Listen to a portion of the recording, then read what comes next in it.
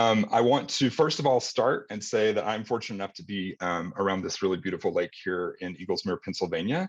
But most importantly, I wanted to acknowledge that I am actually on the traditional territory of the Susquehannock peoples. It's a beautiful space up here. And so I'm just going to get started right again with introductions. Of course, I said I'm Scott Ramsey from the New York Cider Association. We have Autumn Stochek from Eve's Cidery. And we have Eric Schatt from Redbyrd Orchard Cider.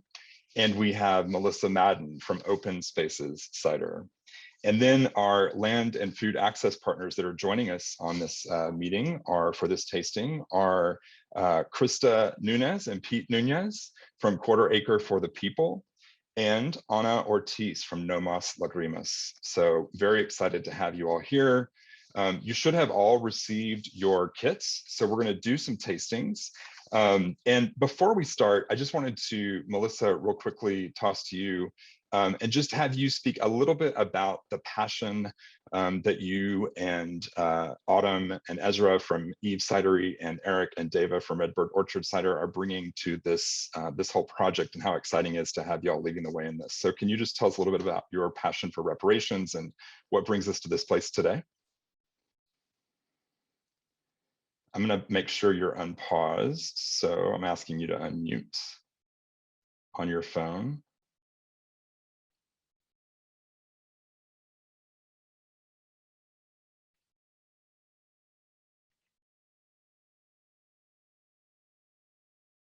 So much fun with these Zoom meetings, right? I'm glad we've all acclimated to this sort of environment, because we definitely want to hear from you all. So there we go. How's that? That's great. Okay. Perfect. Yeah, we're running 2 devices over here. It's pretty awesome. Yeah, thank you. Hi, everybody. I'm so excited to see all of you in here, since I know your names so well now.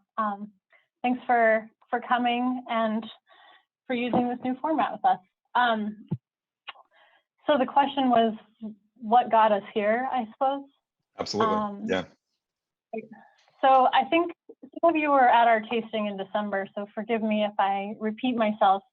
But Autumn and Deva and Eric and Ezra and I have been working together for a long time in the cider industry. Autumn's the first farmer I ever worked for when I was 19. And apparently she was also very young, but I didn't know that. So it's been a long journey for all of us, and there were some really interesting and some very difficult spots on the way that have ended up where we are now. And I think all of us have contributed a lot to building Finger Lake cider industry. And I will say for myself, there was always something like pretty lacking in what we were doing in terms of the way we were focusing our time and energy, you know, on increasing cider drinking, which is something we really needed to do so we could all make a living.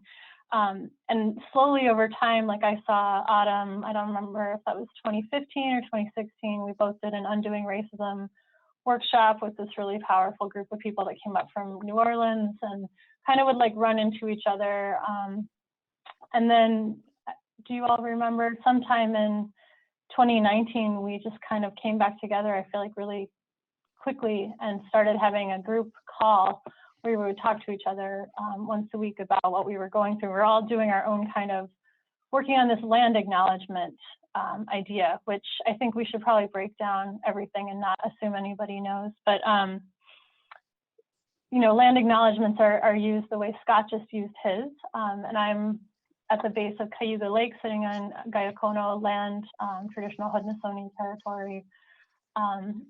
But that's an easy thing to use and not have any action behind it.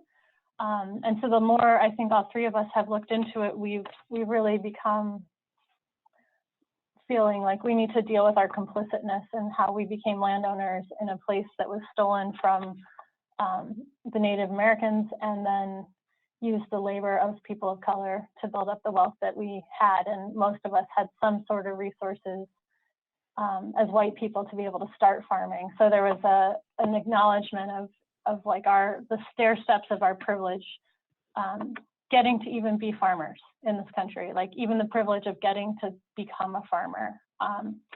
And that was a hard thing, because I remember back in 2008, like having a conversation with some of my very tired friends who were farmers, saying like, well, isn't it activism enough to be a farmer? And I kind of, that like didn't sit with me then well, and it took a long time for me to understand why. And I think it's what I just said for me, which is the privilege to become a farmer was based on this sort of historical fact that was extremely unjust. So we've been working on how we as businesses can enact reparations, and that's what this package is.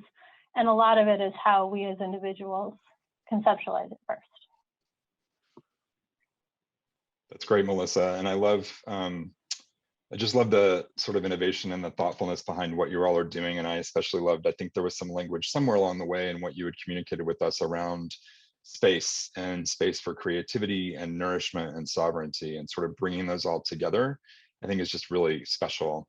And so I want to jump into one of the tastings so we can start to experience some of this delicious creativity and nourishment. So Autumn, why don't we start with your cider, which I have all three here. Thanks, everybody. So I just want to say that the reason we're starting, I think, well, actually, it's a little bit more serendipitous than that. But anyway, the label, which was Deva's idea to have 3 labels that were actually pieces of an original drawing that my daughter, Layla, did the original drawing for. And then she also did this label. So we're at the base of the tree. So we're going first. And despite the crown cap, this cider is still, it has no bubbles. And yeah, let's see, what do I want to say about this cider? This cider is made from a little bit of almost every single batch of wild foraged pears and apples that we collected in 2020, because we took the lees that we racked off the various ciders to and combined them in a barrel and let them settle out even more, and then took that very last little bit and bottled it. And I would say this is probably about 40% pear. And it is, yeah, when I think of this cider, I think of summer and refreshing and kind of like right now. So yeah, let's see. And I think I just want to say one more little piece about this cider that kind of connects this idea of wild foraging fruit, which there's so much to talk about. So I'll try to keep it short, and work around reparations. And I think that one of the things that is a real blessing for me in engaging in wild foraging is sort of this experience that I had just yesterday when I was out in the woods looking at some wild trees. I think something that can happen when you're farming, when you work really, really hard and you finally see the fruits of your labors in your crop in the fall, is to attribute it to yourself. And I think certainly that's a mentality that I've spent a lot of time being in that space. And I think our industry has that mentality to a certain extent. And by going out into nature and seeing the abundance that exists outside of these constructs that we've made for ourselves, whether it's like the farms or the land ownership, it's really humbling. And it's this sort of reminder that what is needed from us, I think, is some gratitude and also some reciprocity. And so that's really where I find some inspiration for this work. It's fantastic, Autumn. I want to bring in Christa and Pete from Acre for the people to this piece of the conversation. And we'll get back, Autumn, to this delicious cider, by the way. amazing. I love the summer breeze description. I think nails it. It's perfect. But Christa and Pete, tell us a little bit about Quarter Acre for the People, your mission, your sort of intersection with cider and all this sort of work that we're doing here. Sure. Thank you so much for having us. Autumn, this is unbelievably delicious. Thank you so much for sharing what you do with us. Yeah, Chris and Pete here. Quarter Acre for the People really is about the essence of what Autumn just shared, really allowing folks who've been systemically urbanized and excluded from natural spaces, food spaces, green spaces, to be able to access on their own, in their own spaces and spaces that they themselves govern, in order to make pathways for them to create their own delicious things. I think, you know, you think back on some of the historical things that we're aware of. You know, my ancestors and other African Americans whose ancestors were brought here, they were brought here for a purpose. You know, they were brought here for agricultural knowledge and experience to be able to grow a variety of different things. And I think through, you know, Jim Crow and violence in the South, folks fled to cities and now have become this quote unquote urban people.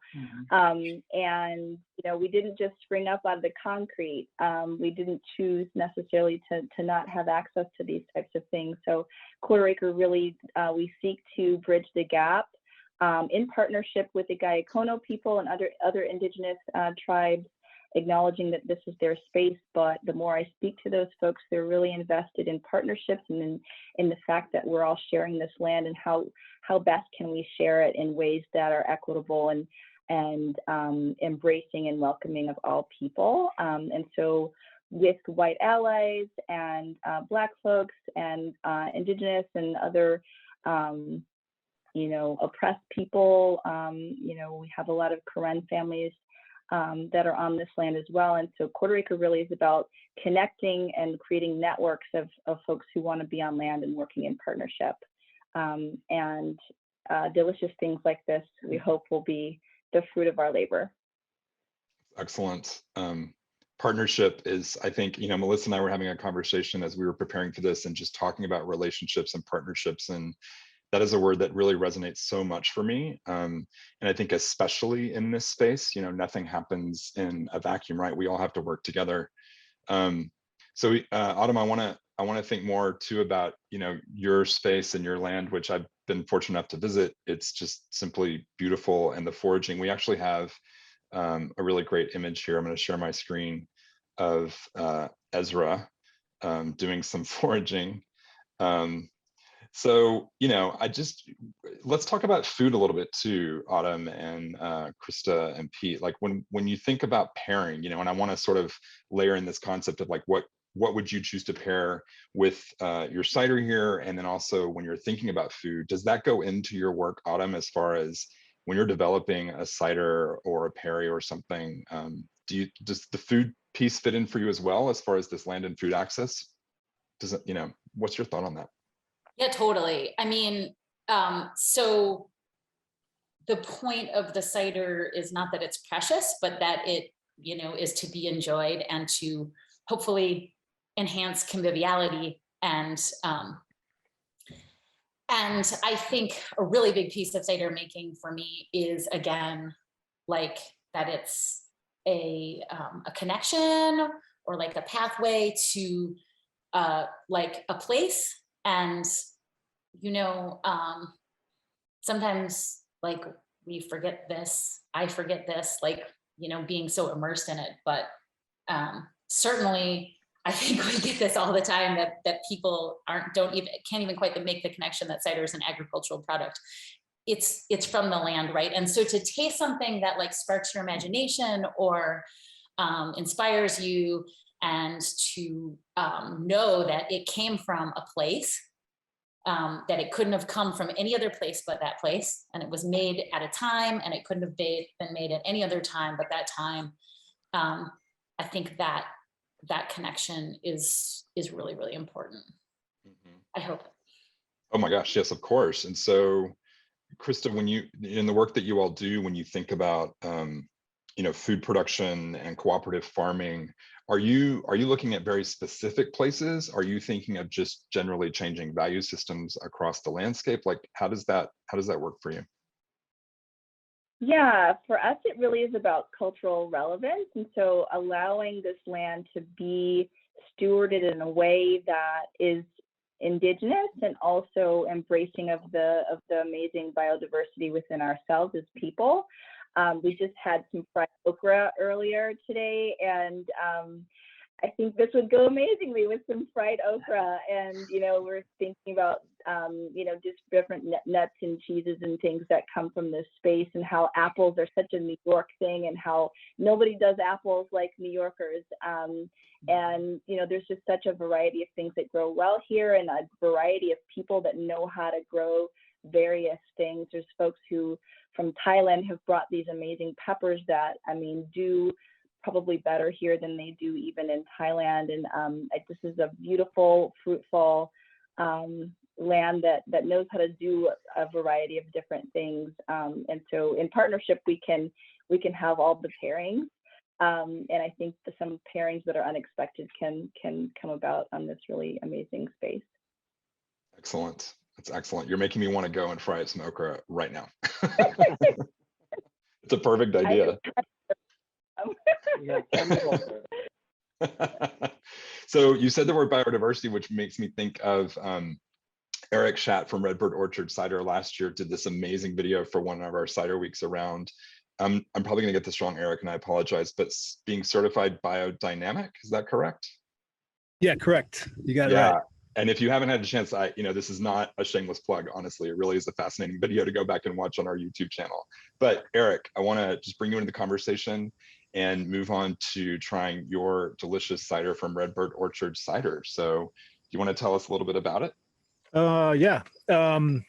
So like Autumn said, this is the middle art in the trilogy, and we named the cider Branches. It's a blend. It's all from the 2020 harvest. It's roughly 25% wild apples from I guess I want to call it like a wild apple stand or grouping of trees near Odessa, New York.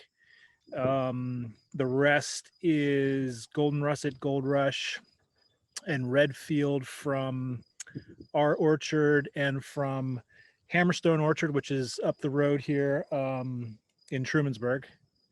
And then the Freer Crab is an interesting apple from Jay Freer, who's an old timer.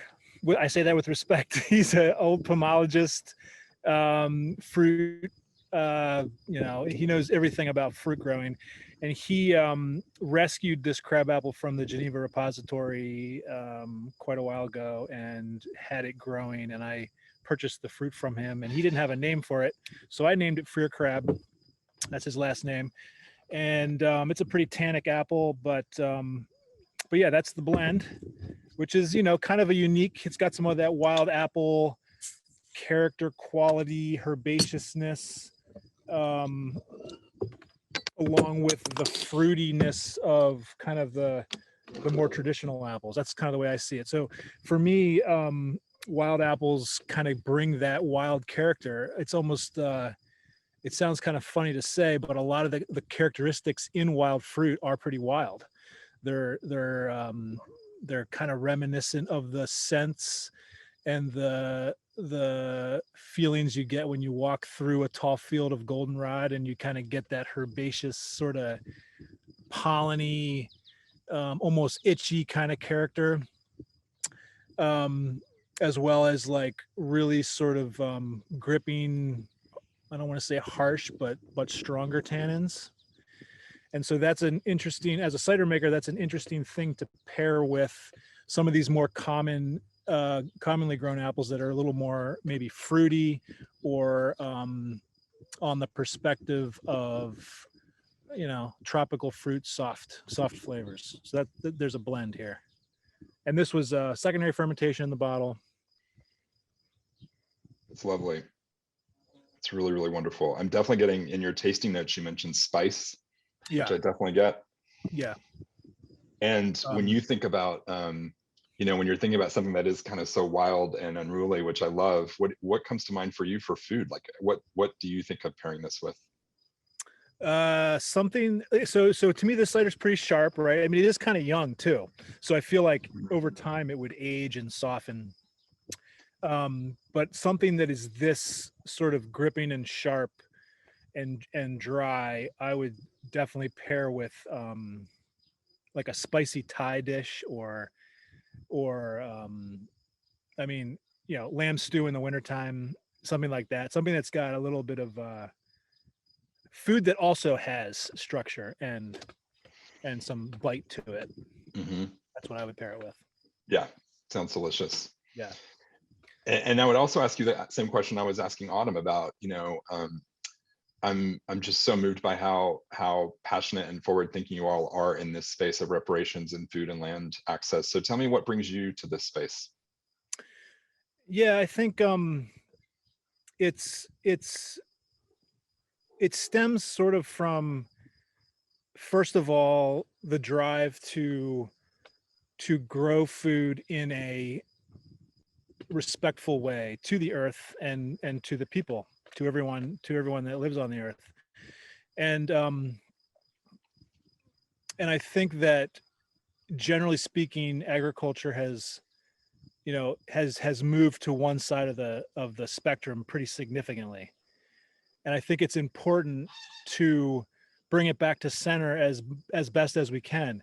And that takes, not only like physical action of how we grow food, but it is how we, interact and relate to people. And so I feel like agriculture is sort of in my eyes, is sort of like a it's an important component to human civilization. We need to grow food, and so it really needs to be an activity for everyone. And and the more that we can, promote that, I think the better. And so kind of like, I think one of the hopes that I have is that a lot of us in the Finger Lakes are kind of growing in sustainable manners. And in some cases, it's harder to do that. It's more challenging. It takes more expertise. But I think all of us are working towards systems that actually, in the end, will be easier and will take less expertise and less knowledge. And so, possibly we already have, but I think we're moving even further and further towards creating systems that don't require significant investments and significant expertise, so that we can all participate. Yeah. And I think that's important. And so kind of I guess now maybe getting into like some of the grafting that we've done, like it's really interesting. The wild fruit that is growing wild here in New York is it's there. And if we can bring it into cultivation and harvest, and basically in a sense harvest the natural selection that has happened in the wild, then we can grow apples that need less care and less management and produce food with less expense. And so hopefully that's kind of the ultimate goal for, I think, for bringing some of these wild selections into production, is getting to a system that is easier to manage. Yeah. And grafting, I'll say, is also not as complicated as one might think. And so in all settings, in urban settings, in rural settings, if you have trees that are of a variety that gets significant disease, or if it's an apple or that you don't like, it's pretty easy to top work or graft over that tree to something that's easier to grow or produces more apples that you actually like to consume. So I think grafting is a great way to very easily bring the variety that suits your needs to where you are. Yes. So that's potentially a good craft that I'd love to share with anyone. Well, and I was just going to say, Eric, I mean, for any of you on the call who have never actually experienced grafting in person, I highly recommend hooking up with one of these experts like Eric and have them just literally show you. I mean, it is fascinating. And I have to say, in my experience of doing that, it's always something that sort of elevates and takes my fascination for apple growing and cider production to a whole extra level for how special and precious it is and how wonderful it is, because it is truly, it really reinforces just how miraculous and beautiful the whole thing is. I'm just always blown away by the way you can put those two pieces together and they literally grow. And it's just, it's phenomenal. It's amazing. It's pretty simple. Here, this is a little, I'm going to give you a little demonstration. So this branch right here, right? If there was a hailstorm and it cracked, can you see that? Yeah, there we go. Yeah. And then it just kind of sat like that. It's going to fuse together, right? It's just going to naturally fuse together. So when you graft, you're doing the same thing, but this is the variety you want, and you're just connecting it and wrapping it, and it fuses. Yeah. Just like a wound heals. Exactly. That's the part that just makes me, I just think that's so fascinating. It's literally like putting two pieces of skin together or watching a bone. I don't know. I just am blown away by that. It's amazing. It's truly miraculous. And so it's really, I think it's really special how you bring that into, how special the work you all are doing. It's great. And I want to be sure and encourage everyone to, ask questions. If you have a question you want to ask, feel free to raise your hand or put it in the chat box, and we'll make sure and cover that along the way in this conversation. And I want to bring in now Ana Ortiz from No Mas Lagrimas.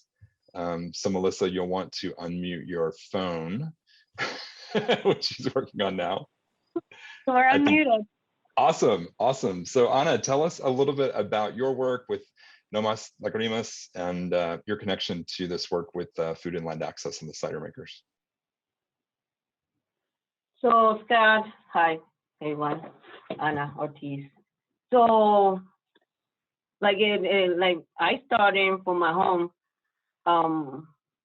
I kind of like see a lot of Latinos in Ithaca. It was kind of like they didn't even have a space to, get together, eating, having fun, listen to music.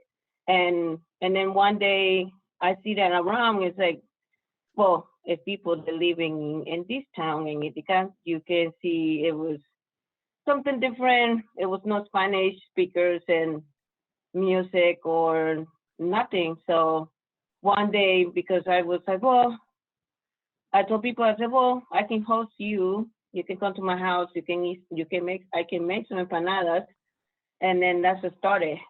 So I'm years after years, one day they offered me to bring the empanadas to the festival here in Ithaca in this town. And like, no, I think I started, I think it was like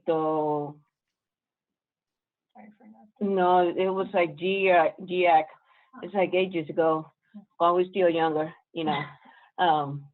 So, and then when I have this situation for myself, I was kind of like coming from domestic violence and have different situations and just feel like an immigrant in Ithaca, because it was kind of like didn't even highlight the Latino in that time. And I was 19 when I got here in Ithaca. So it was kind of like, it was no place, not even the youth Latino can, like share culture, talking about it, because if as a Latino, when you go any country, they give you coffee, they give you food, they feed you until you just like blow, get bigger, and especially some drinks, coquito, sangria, piña colada, now that we're talking about drinks, and one day I decided, I started from home, and everybody said, no, you crazy, I don't know how you make it, because when I just got here, I saw not a lot of color like the white people and the black people, and kind of the Latino never like to be involved with nothing because they like, oh, they leave us in the middle. And I think people, they like, no, don't go there because, you know what I mean, they're gonna cut your head, they're gonna cut your legs. And when you met different people or a lot of Latina women in the old days and these days, you know, kind of stronger, they be independent. So I just say, well, I started my organization, and one day I decided to partner with Ithaca Festival, MRC, CCE, and I was one of the background. So they always using me as the, I'm not cooking some good food. Don't worry, you can come, we can have a nice house. And then every time that I meet people, I always talk about the organization, my vision. I just like, I need to have the Latino have their own spot, not just Latino. The kids get learning our culture, dancing, cooking, music. And then between all that stuff, my kids have like the father ending in jail, and my kids having like this different situation, and kind of like I was by myself. And I say, I don't know, one of these days I just gonna make my own team. And if you see it before, and I think we get popular, and I think that's why I stole Melissa right here, because she's part of my team. And I think more vision about the No Mas Lagrimas, No More Tears is teamwork. It was kind of like, you can come from any background. If you speak Spanish, we teach you Spanish. If you don't know how to cook, we can teach you how to cook. More about collaboration. So, and see how we can helping each other out, because since I met Melissa, you know, like technically when the pandemic started, one person knocked my door, because it always in my house, always I have some food, always has some help. And I was like, okay, it's a pandemic. I don't want nobody in the house. I have 4 children with medical stuff. So stay right there. People dying outside. So one of my good friends knocked my door and say, you know, you always be in the background. So, and then people, they was taking advantage of you. So I think it's time to you just go up there and be the superhero. And I was like, please, come on, man. You know, it's crazy. No, the government's something's kind of got it, but. So, and then the No Mas Lagrimas says, like, No More Tears, it just came out and say, okay, let's do it. So we was the only one, collaboration with Friendship Donation and other people in Tompkins County. And we kind of like feed a lot of people through the pandemic for the whole year. And we still doing it. So if you see my picture, you know, we was over there in the West Village, because I'm kind of person, kind of like independent. So I didn't even ask some help. Like, I'm not asking for permission. So you see my picture, it's kind of like, I just put a table, I just collecting some donation, and I just say, hey, free stuff, come and get it. And people, they like, did you ask permission? Even at the skate park, we almost got called by the police when we were feeding at the skate park. But I was like, oh, my bad, I'm sorry. Did I have to talk to the application? My bad. You know, I always say, if we say, I'm sorry, or you can say, you know, wow, it's a pandemic, you're gonna arrest me. Oh, my bad, there we go. But, you know, I mean, that's what we started, and I figure like, you know, we just need to do it ourselves. That's why I'm so proud of Melissa, because she's always do things with her heart, and she just do it. And then, you know, now she's be better because, you know, she got me on the side. So, you know what I mean? Like right now, you see behind me, she want to spend time with my center. We have the mirror behind me, it was from Isabel Padilla, and a view from Puerto Rico. So, you know, the center is like, if you guys feel free, welcome anytime. The center is in downtown Henry St. John's. You can stop by. The only thing, I can feed you. Don't worry. So we always welcome anybody. And thank you to having me here. Oh, it's our pleasure, Anna. Thank you so much. That was great. And thank you so much for sharing your story. And Melissa, you're not off the hook yet, so I want to make sure you stay open on your line there, because I want to bring you into this conversation, and I want to start and taste some of your delicious cider as we continue to talk with Ana about her work. So let's move on to Melissa, your cider from Open Spaces. Okay, it's gonna take us a while to open our cider because all we have is a knife. That would make me nervous. I would not try to do that, but I'm sure you can do that. But we got it in here, so you're safe.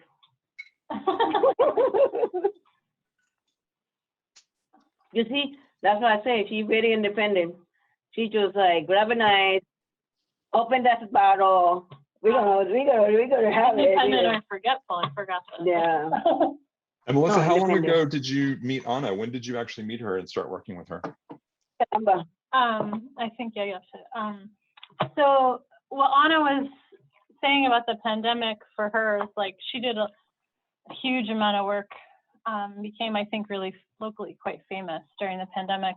And at the same time, for those of you who know me, I went through divorce and left or lost my farm, depending how you think about it, in 2019. And that's when I started Open Spaces Cider and started foraging, but I also got a job downtown very briefly doing property management, which is like super traumatizing and educational at the same time. And during that time, I was managing some spaces that were empty, and one of them was a restaurant. So having been a farmer and really struggling for downtown distribution for the entire 15 years of running my farm, I was like, oh, it's the pandemic, no one's paying rent, no one's gonna rent this space, let's just use it. So we had a pantry at that place called the Press Bay Food Hub from April of 2020 to June of 2021. But we weren't really prepared to run. I quit that job. I actually work for Autumn now, which is the best job I've ever had. And through the process of leaving, that property management needed to rehome the pantry. And so Ana was moving from the west end of Ithaca to a block away from our pantry. So technically, she allowed us to say we combined pantries. I mean, what we really did was unload our work onto her. So I think, just really an acknowledgement of every dollar for these things really counts. And we're trying to use the resources that are still there. There's community meat locker and a community sort of sub-hub aggregation cooler for small farmers that I still administer, and we have space set aside for No Mas Lagrimas in there. So I feel like Ana kind of found me in that group of pantry people, and I didn't know what I was doing. It was just the luck of having this space. So we did a pantry on Mondays and a farm distribution for about 25 farms during the pandemic on Thursdays. And yeah, I think one day Ana popped herself into my world, and I was super grateful. Yeah, and then friendship donation to do. Yeah, thank you. Yeah, because you got famous doing in that Press Bay, and then you have the award thing. It was all over in the newspaper. I'm like, wait, Melissa? Wait, that's the person I'm looking for. Well, that was kind of weird, I thought. So, Tompkins. Did you even like it? No. Oh. Not a nice Working thing to tomorrow. It's like, the Tompkins Chamber was looking for people to award leadership awards to during the pandemic, and I think they really focused on people who'd done rescue work of some sort. So they chose me. It was just really interesting because no one knew what we were doing, so I got nominated as a nonprofit and as a business leader. Very direct. No one knew what was going on, basically. And I think that was really embarrassing because it was definitely not about me. And I mean, I've it took me a long time to feel like they were honoring the project because it was so focused on me. And then at the awards, one of the other people that won it was this woman, Juliana Garcia from Mutual Tompkins, and she handled it much better than I did. She actually brought a bunch of the other mutual aid Tompkins people to her interview, and I was like, oh, yeah. So next time. I'm part of the Excellent. mutual aid. Right? I don't even know. Yeah, exactly. Well, So Well, Melissa, it let's, was the same thing. I want sorry, to me share and this Anna are picture. just going to talk to each other for a while. No, that's okay. I want to share this image of you in your space doing what you do so well. And while I'm sharing that, start to talk to us through your cider. I want to hear more about this delicious cider. I'm glad you think it's delicious. So I press my apples with Eric, and I work for Autumn. And the longer I interact with both of them, the more I hope that, like, maybe when I die, I will have understood something about what each one of them does. I'm really struggling with the way this has evolved, honestly. And Autumn told me not to talk about it, but I can't. I can't help it. My whole premise is, so I had a farm. I spent 15 years of my life developing it. It was a really beautiful place that I loved a lot, and suddenly didn't have it anymore for very good reasons. But I had, during that time, spent some time developing a relationship with the Finger Lakes National Forest. And my really good friend, Brad, who does all of the art on my website and did this art label, well, after he got the sketch from Layla,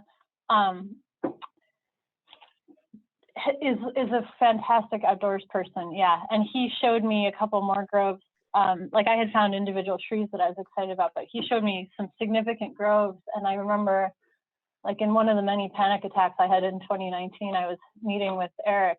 I have no idea why. And he's like, why don't you just start another cidery? And it made a lot of sense. And it was 2018. There were like 2019. It was an okay crop year. It was like good enough that going out and foraging made sense. And one of my best friends, Pete Mesmer, who owns, I'm just gonna do some shameless plugs, who owns Lively Run Dairy and is the cheesemaker there. And I just started going out. And I think for me, that was like my entire life was falling apart. And I had like no idea how to put it together. And we both, he was, just getting overworked. His life wasn't falling apart. So we kind of like tenaciously went out for these apples and had a really delicious, fantastic time and got to know the sites really well and came up with all of our own names. And so the concept of the cidery is that it's like really precious. Yeah, so that tree on my left, the big tall tree, is called Janus. Like the most insane pear ever. It's super hard to harvest, and it'll be done by Labor Day. So, and we harvest in cow pastures, so if you don't get it, it's gone immediately. So you have like one day to get most things. And Pete and I had a great time. Like, we were out there really late at night, chasing cows, getting fruit. And I started to just like feel better. And as a person who was raised outside, my parents are all here somewhere in this tasting. I think my parents had taught me that was an option, and I was super lucky to be able to go there. So I think when we started thinking about reparations, and for me, that like this incredible loss that I had just gone through, it made me really think how lucky I was that I had somewhere to go. And it made it impossible to do anything with Open Spaces Cider except aim it in that direction for as many people as possible.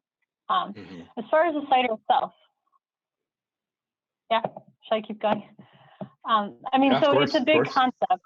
Okay, the cider itself has the same sort of thing going on. I didn't have a space. I had to move the barrels like 16 times, no, like twice. As the space they were in froze, there was like a really cold night in April or October of 2019.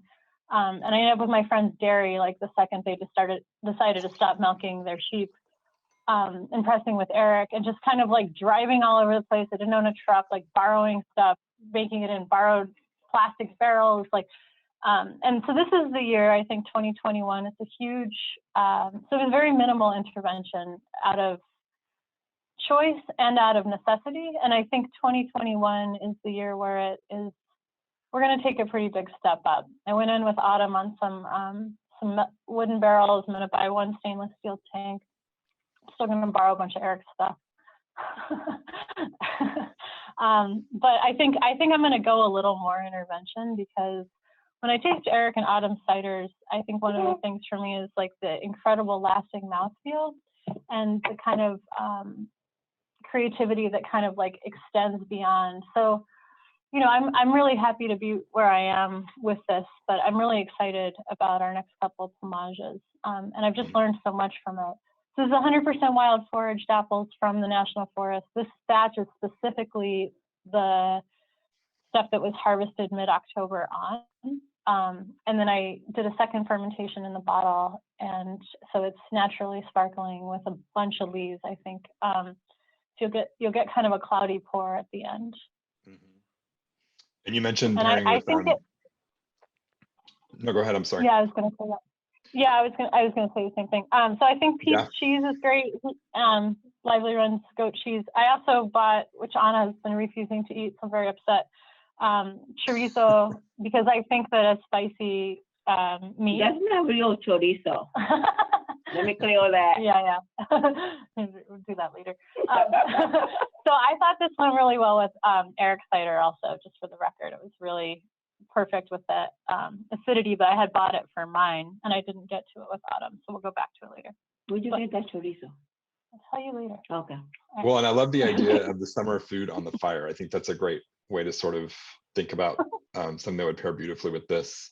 And the fresh sawdust too, I think is really interesting. I totally get that. That's great. So we have just a few minutes left. And you know, as people are thinking, I absolutely encourage you to you know, throw a question in the chat or raise your hand, join in the conversation. Melissa, I wanted for you to quickly also share, although, you know, through a lot of your story we can understand why, but sort of in a sort of, you know, nutshell, sort of what brings you so passionately to this space of sort of reparations and equitability. Yeah, I just want to ask you, should we take Matt's question first?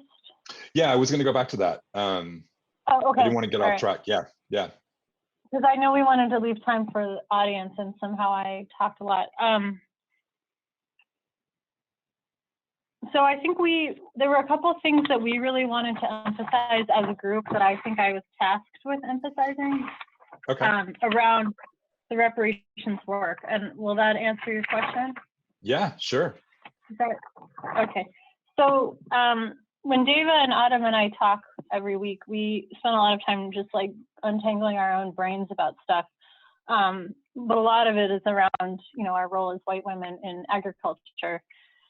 And one of the things we really want to take on is this land acknowledgement. And I think Eric said it really well. I'm going to paraphrase from you, Eric. I hope you don't mind. But we love that everyone is doing land acknowledgements, like it's become a thing. Our question is like the difference between a land acknowledgement and true like action, and the understanding of what comes before action. And I think that Autumn and Deva and I have been particularly blessed in having each other to talk to, because this has been a real,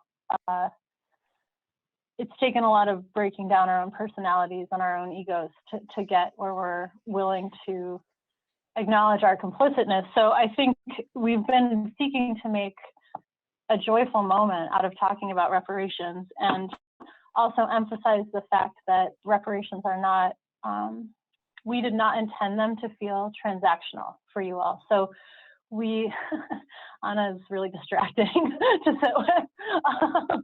We instructed you all, if you wanted to join us, to contribute to Acre for the People, which split the funds with No Mas Lagrimas.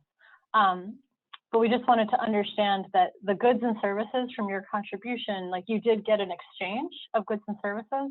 The reparations were actually performed by us, because we didn't take money in for the thing that we gave out. And that's not to say anything, I mean, that's intended to be a model, not to be anything that you would feel bad about. Our point was we really wanted you all to interact directly with No Mas Lagrimas and Acre for the People, but mechanism, especially for selling alcohol, was that, you know, the cider needed to come to you in a certain way. So you ended up interacting with both of us.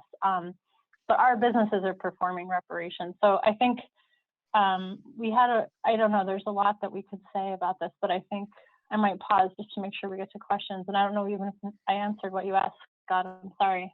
No, absolutely. I mean, what I would say, Matt, it's awesome to see you, by the way. I'm going to get to your question. I'm going to tie that up at the very end because it's going back to something more technical with Eric. But while we're on sort of this reparations and food and land access conversation, you know, Christa, I'm curious to hear from your perspective. You know, I mean, this is sort of a no-brainer question, I think, from where I sit. But why do you think this work is so hard? Like, to me, it seems very obvious, but I mean, in your space, how do you, you know, why do you think it's so hard, and how do you navigate that?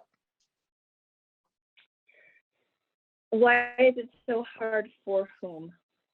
Like, why is this not just more, you know, why is this something that's just not more understood? Or, you know, why would this not be something that's not more obvious that needs to be done? It's such important work that needs to be done. I really believe that, but yet we face all these obstacles, right? And I'd be curious to know what your perspective is on that. Yeah, I mean, I think culture is strong, right? I think up into the present day, we have folks wanting to shut down critical race theory in schools. You know, people don't want to talk about this. It is painful. I think it's not just Black and brown people who've experienced trauma. We've all experienced trauma.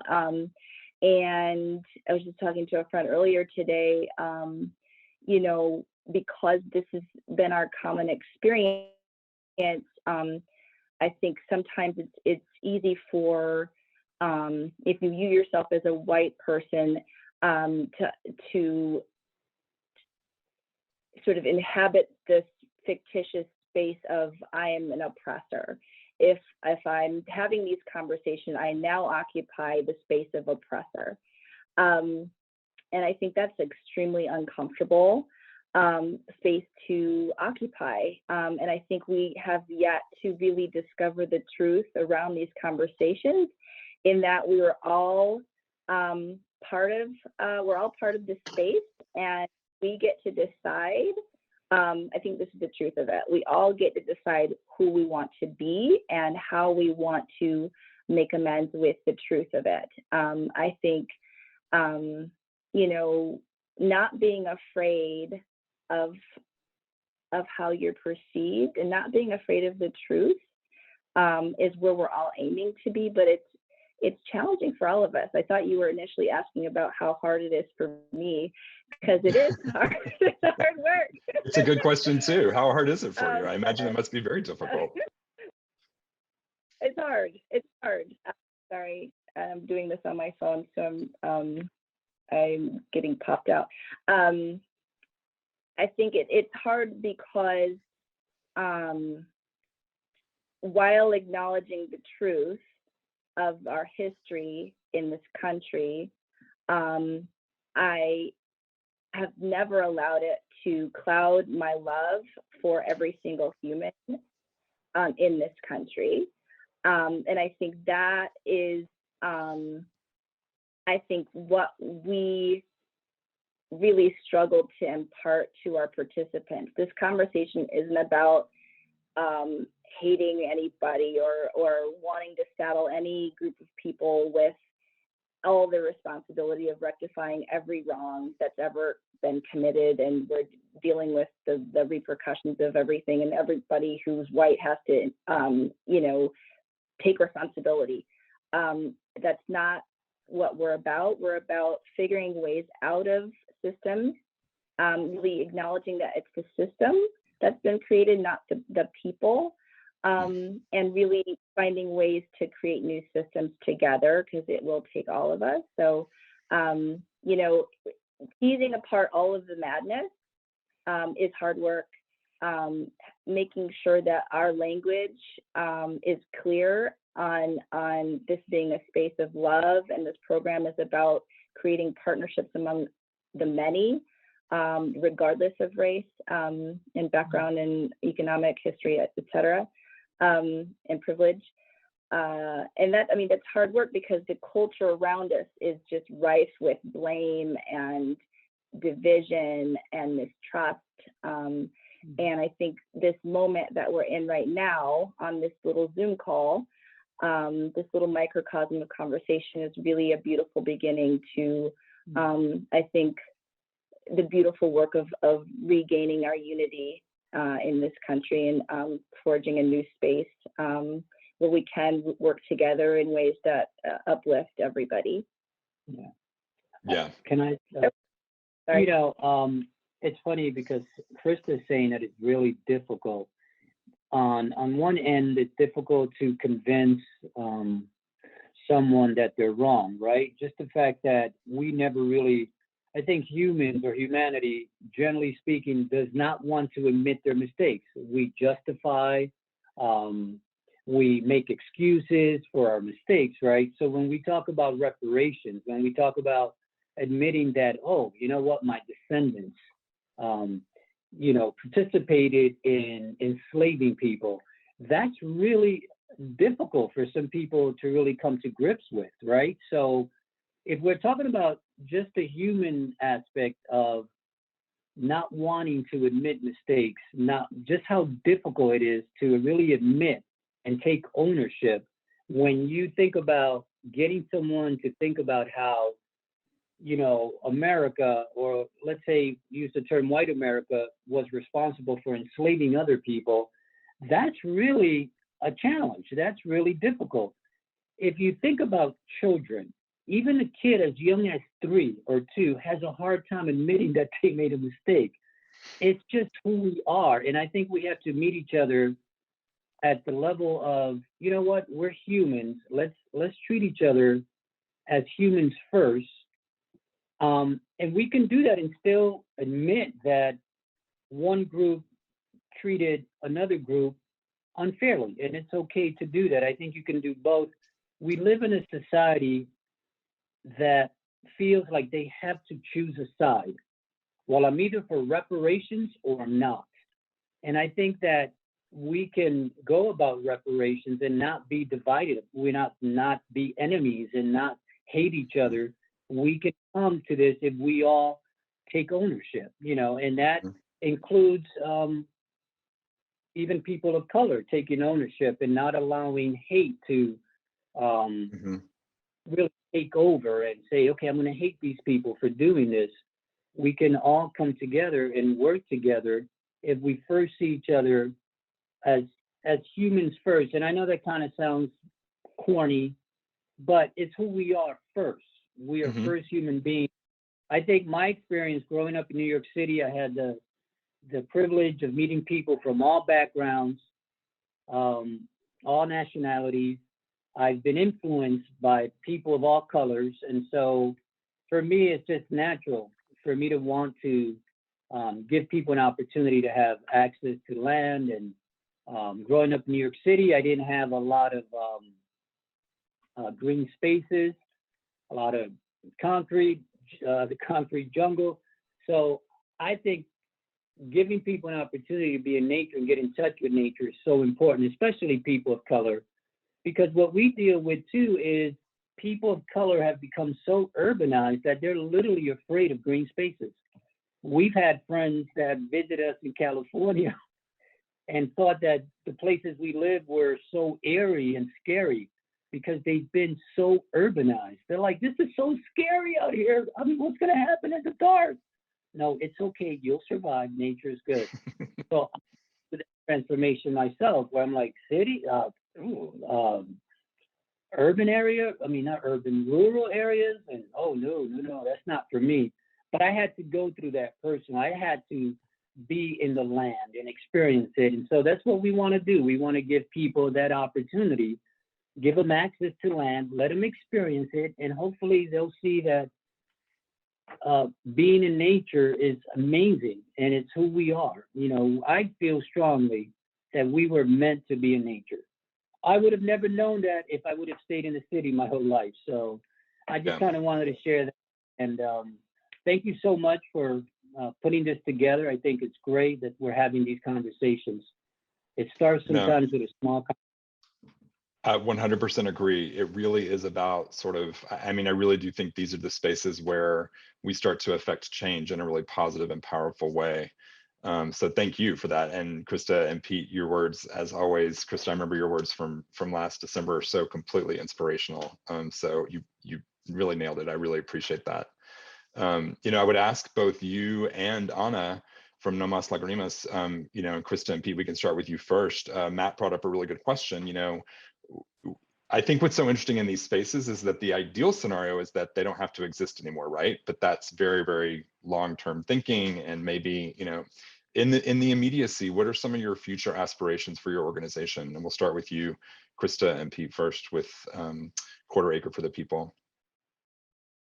Yeah, I think tagging along with what Pete just shared, I think it's not just about land access. We're really trying to immediately purchase or receive donated land to get folks of color in a cooperative sense in positions of governance and stewardship over lands that they cooperatively control. And so for me, it's really just focusing energy on fundraising and developing relationships with those who own and control land, so that we can create new paradigms of cooperative land ownership. Some people stray away from the concept of ownership because land having personhood and having agency of its own, you know, ownership seems you know, improper, and I agree. And so we've been using the word governance. So having the ability to have a say in what happens on the land for folks of color, not just being able to visit folks' farm and feel good for the day and do some fun things on the farm, but really having a stake in it and having personal investment and having control.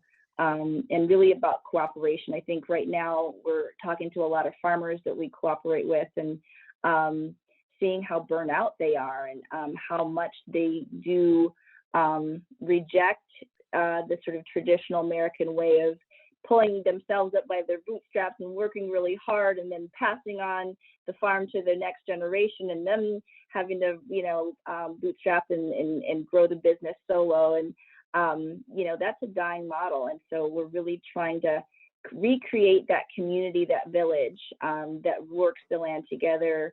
What Melissa was describing earlier, having friends, you know, working late at night together. That's a beautiful vision of what people can do together and help each other dig out of dark spaces, you know, folks who have experienced trauma and work environments or living environments. Finding healing together on land is really what we're focused on right now. Fantastic. I wanted to bring up a picture real quickly about a creek walk that you all put together as part of your programming. I think that probably addresses exactly what you're talking about getting people out and helping them understand the nature around them and how important that is. It looks like a pretty awesome experience. Thanks. I think the children, that's a picture of a group of kids out there. And I think we have kids this year. We had kids from Lebanon come to our summer programming, and kids from Beirut and Lebanon. And then there was another, and then we've had kids from Israel and Italy and Sri Lanka and Ethiopia. And it's just been such a rich experience. And so starting young, the idea of creating, you know, what we call farmer scholars, you know, folks who really have had a breadth of understanding through years and years of experience on land. And so that they can farm with a deep understanding of how to create new systems and have a voice in how land access is created for everybody. So starting young is what we're about. Excellent. Excellent. Thank you so much. And just for everybody, we'll certainly be sharing. I think that Melissa has already shared with you in her email about how to get in touch with these organizations. So we'll share that around again as well. But as we continue to wrap up, Ana, I want to hear sort of, yeah, Melissa, did you have a thought? Oh, I was just going to say, I think I was going to ask you to make sure we save the chat because we can also answer some of those questions. Yes, absolutely. Okay. Yeah, it'll get saved in the recording. Yeah, Great, okay. perfect. Yes, Yeah. Ana. Yeah, so Ana, so what's important for you in sort of the immediacy of your organization and what you're looking to achieve in the very near future? Well, by the way, thank you guys for the wine and for the fundraising for the, the $1,000. Thank you. Well, that's all. Sorry, did I have to say how much I got? You don't have to. Oh, okay. I keep it real. If somebody needs some help anywhere that you at, let me know. I'll go over there, or you can come to me. And we that's what we do here. And then one of the questions that just Melissa was mentioning that, if I have acres or have a space or land or something, of course I take it. But one thing that I learned in all these years to working with these amazing, beautiful people is like, it's not even about giving space. It's about how we can work in each other up. Because I can, when I know it's like when you're doing, well, because I'm an expert cooking, I'm a chef, so I can cook anything, not quite, but it's, I try. It's like when any menu you have to, doing an appetizer, like the dinner and dessert and all stuff. Well, in Puerto Rico, they say if you got a ground and you got like semilla, like the seeds, and you put it inside the ground, so and then it's gonna be building a tree or flower or something. It's like, it's good to have this stuff, amazing stuff, but with me, it's like different. If somebody give it to me, of course I take it, but I do a paper. I'm like, yo, I need to have some furniture because I don't want it to have a place. I'll go over there and I'm going to make something because my future is, the way the No Mas Lagrimas do is like I'm teaching the youth how to do my job and be independent. We be success, not just, because all this stuff is always happening, like the race, it's kind of hard for me to, the colors and the, now it's like the pronouns part thing, it's like with the youth starting be out there doing community stuff, it's hard because they're trying to please everybody. And I did it for almost 20 years. So it's kind of like I wanted to have my vision and,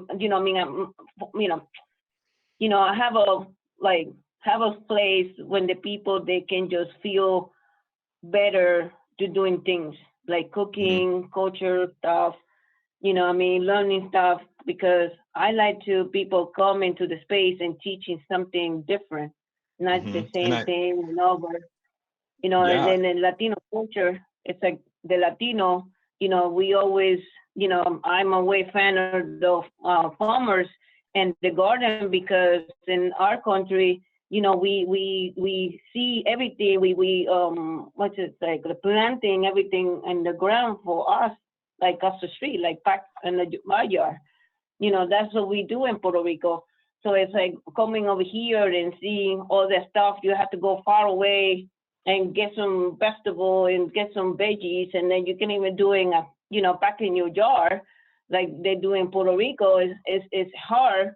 And that's why that's why I always like to make a team together, because I cannot go, and see Melissa farm because, probably it's going to be transportation barrier or something. It's good to having a team so we can help each other out because, Melissa can bring me some good stuff, like, wine, the good stuff.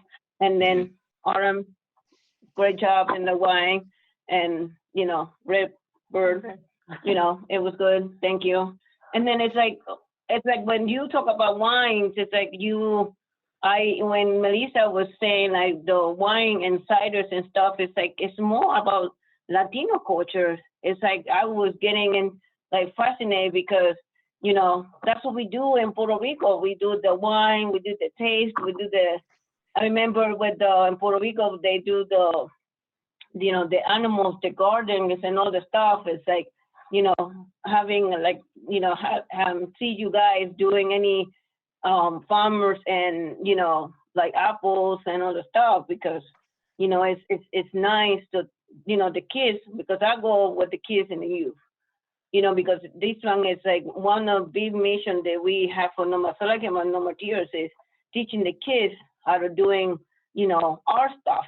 You know what I mean? I wanted to have one day bring the kids going in the farm, making, you know, some apples and all the stuff, you know, working hard, because that's what we do, you know, Yeah. because I teach them, if you're working hard, you can get a good result. Well, I think Good for you. Christa and I have had that conversation about Puerto Rico connecting more with No Mas, right? Yep, For Yeah. that training stuff. that's right. Yeah, the kids, Anna, the kids are very welcome to come to the farm. We'd love to have them. That'll be something that we look forward to. Yeah, I'm That's trying to like, well, I'm trying to get a van because my baby's getting very sick, so that's why thank you, Melissa. We're gonna do the fundraising over there at the press bay. So we're doing a fundraiser so I can get a car. So trust me, Christa, I will go and see you, and then, you know, we need to do the cooking part of stuff too. You know what I mean? Teaching Spanish in there, you know. Excellent. Yeah. Yeah. So We're just gonna start having a meeting. We need a I van was just gonna. too. I was. Yeah, I'll mute us. Yeah. So it sounds like there's some really important needs that are highlighted here around getting transportation or a van of some sort. So if anybody on this call has any sort of resources that they might be able to offer, that would be great. Ana, thank you so much for sharing your story with us. And I love the work that you're doing, especially around your thinking around teamwork and teams. It's a great thing. So thank you both, Christa and Pete from Quarter Acre for the People and Ana from No Mas Lagrimas. I want to just sort of wrap up with a final thought from our amazing cider makers here. So Eric, I want to get back to you. Matt did ask a question, so if you want to answer real quickly, just a technical question around, do you use local rootstock, and local meaning wild, like in your conversation around grafting? Oh, I think you're on mute. Yeah, good question. I guess what I have done is I have sprouted seeds and then used those seedlings as rootstock. Excellent. But that's about as far as I've gone. But that's even another level of self-sufficiency that's good to practice. Yeah, excellent. And then Eric, any sort of final thoughts on, you know, the reparations work you all are doing and thinking about, you know, just sort of this conversation? Any final thoughts? I think Dave and I both respect all the amazing work that everyone is doing in this, and yeah, we love to see all the different ideas out there from multiple cultures all around the world. That is a movement towards a better world. Agreed. Yeah, and I would encourage everybody on this call to certainly continue to share ideas. You know, you have our email. You can certainly reach out to me at scott@scottramsey.net. I'm happy to continue to share these ideas as well. And so, Autumn, I want to get your final thoughts as well. Yeah, thanks. I think I want to just repeat something that Deva told me about a year and a half ago when I reached out to both her and Melissa and said, help, like, what are we going to do? And we had a conversation about reparations, and, you know, the word felt really, really overwhelming to me. And it felt like overwhelming in the way that it's not something that I can do.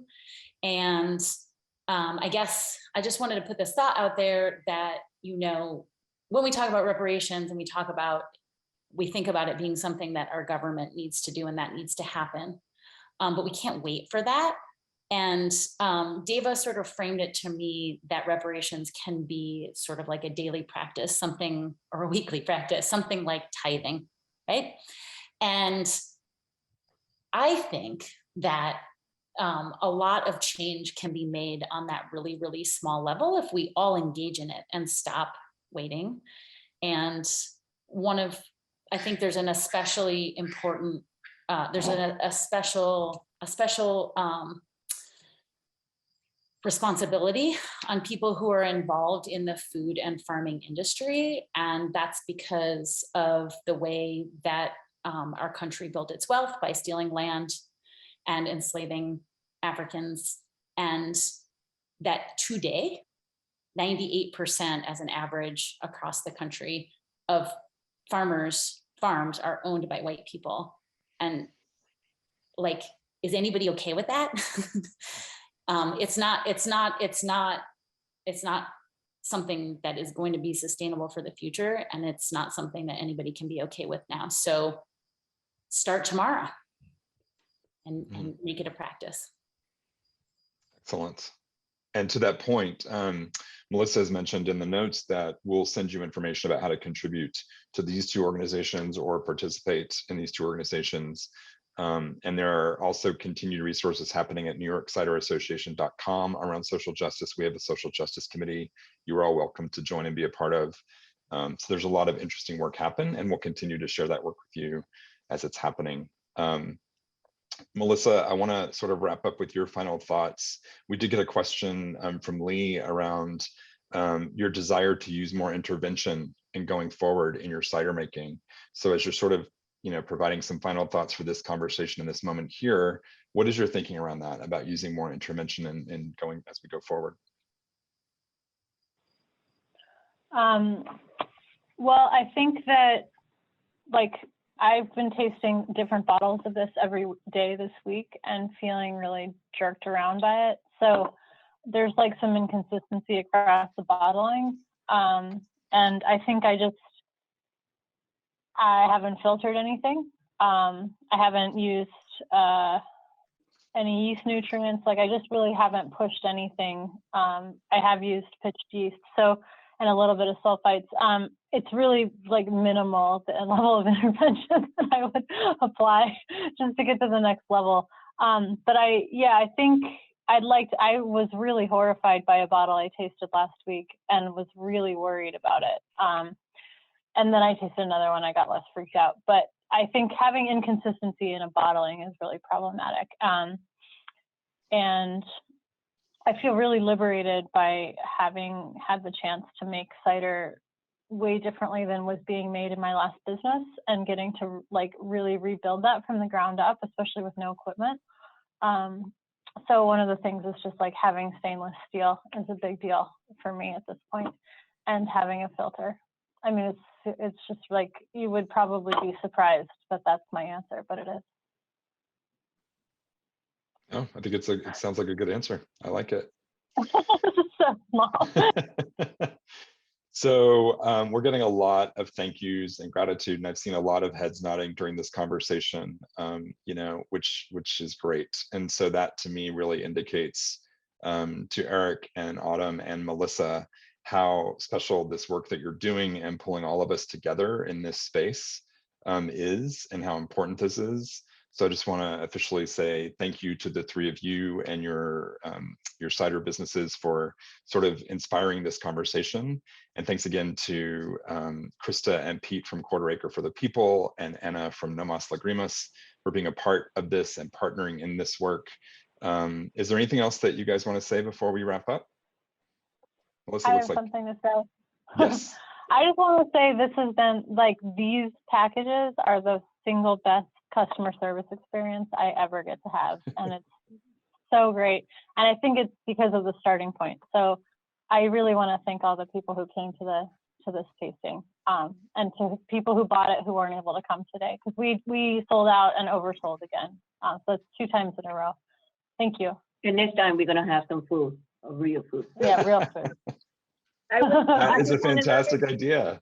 It's a fantastic idea. I love it. Let's make that happen. Scott, That's I just great. want to say thank you for hosting.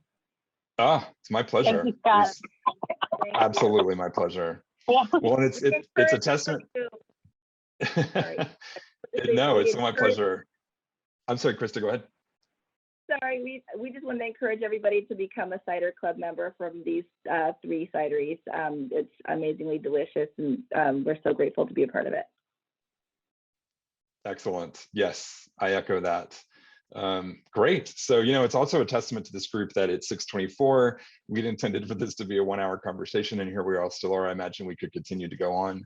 But what I would say too is, as inspirational as this is, use this opportunity to sort of springboard yourself into further conversation.